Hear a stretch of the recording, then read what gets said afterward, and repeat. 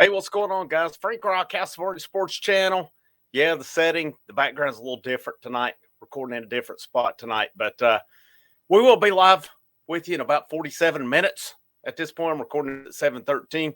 But a little bit of news just broke here in favor of Tennessee tonight. Recruiting 2025 four-star in-state running back and now former USC commit Dewan Morris has flipped to Tennessee tonight. Tennessee's been working this one for a while. They got him on campus for the Kentucky game a while back, and then he talked about that, and I'll talk about it here in a minute. But then he come back for his official visit this weekend for the UTEP game.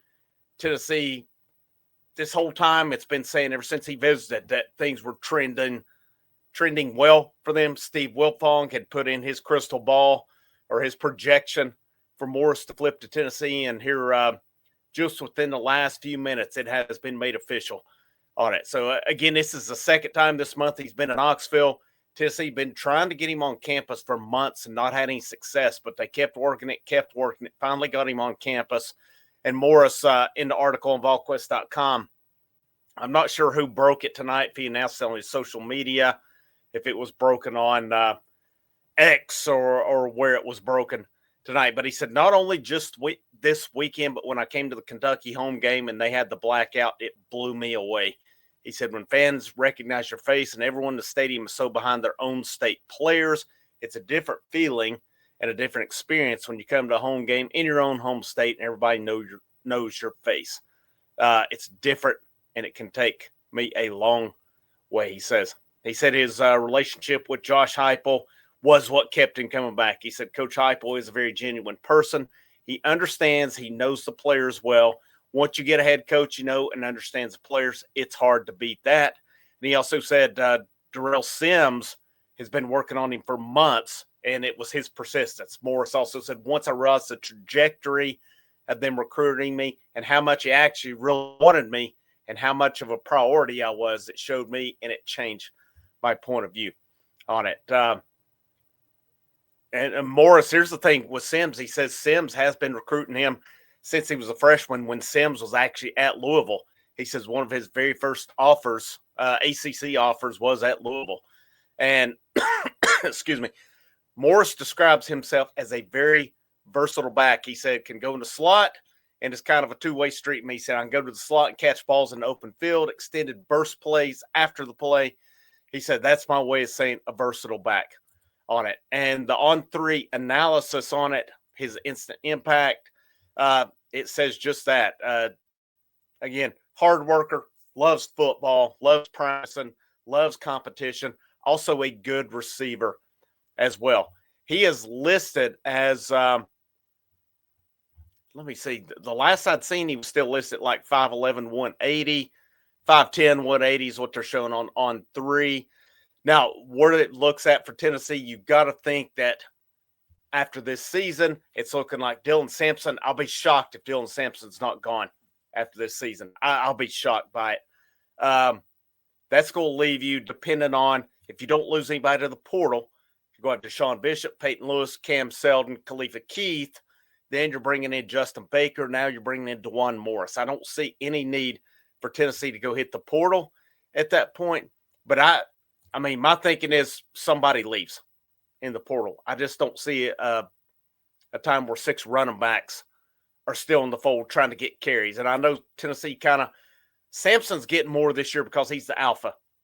He's the, no doubt, alpha of this running back room.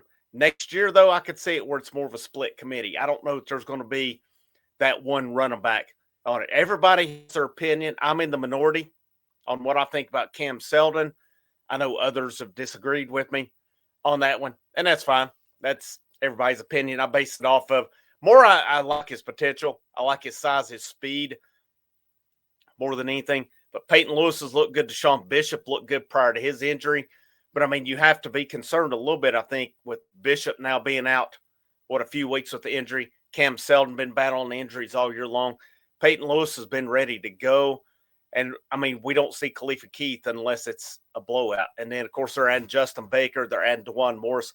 Can either of those guys make an immediate impact? That'll be interesting to see where it is as well. And the fact that Tennessee was so adamant in wanting to add a second running back tells me they're probably expecting a bit of attrition. Not only just Sampson, but I would think more than that. Like I say, I just cannot see 6 running backs, scholarship running backs in the room.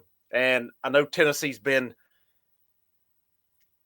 the top running back for next year's Savion Hyder. I hope I pronounced that correctly. Out of Virginia, Tennessee's been hot and heavy on him. They've been involved in that when he's been on campus.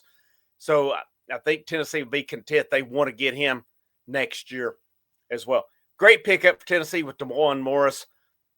You know, it's been a pretty interesting weekend with the David Sanders Jr. talk. Of course, they had Isaiah Campbell on campus. You had Onis Konobany visited Florida. You had Darion Smith visited Auburn this weekend. So it is possibility Tennessee could lose 3 current commits. They add Dewan Morris.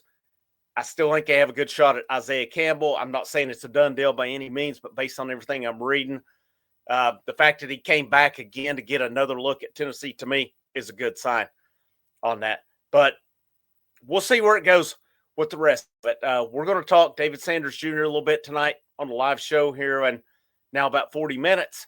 Ohio State's spinning. It's for med school. I'm calling BS on that because the med school, it's not like it's changed in 3 months. That med school has been that med school ever since he committed. I'm calling BS on it. I'm going to call it even more when we go live tonight. I hope you'll join in on that one.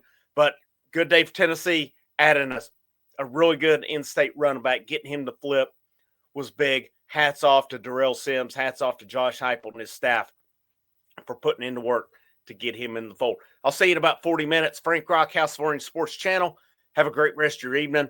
Last but most certainly not least, it is a great day to wear the orange.